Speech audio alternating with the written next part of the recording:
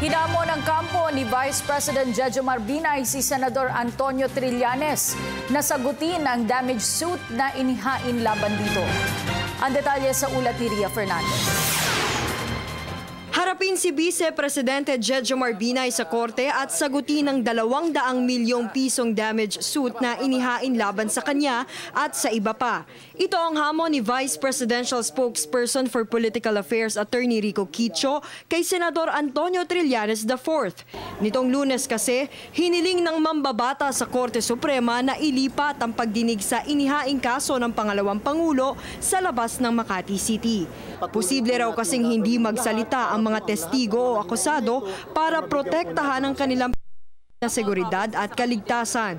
Pero sa ginawang kilos ni Trillanes, sinabi ni Quicho na muli lang nitong ipinakita ang pagtutol sa patas at walang kinikilingang pagdinig. Itinuring din ito ng tagapagsalita na kawalan ng respeto sa kalayaan at integridad ng mga korte.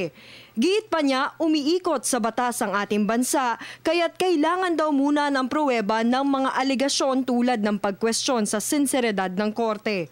Noong Hulyo, nagsampa ng kasong sibil si VP Binay sa Makati Regional Trial Court laban kina Trillanes, Senador Alan Cayetano, Ombudsman Conchita Carpio Morales at iba pa dahil sa umano'y pagsira sa pangalan niya at sa kanyang pamilya.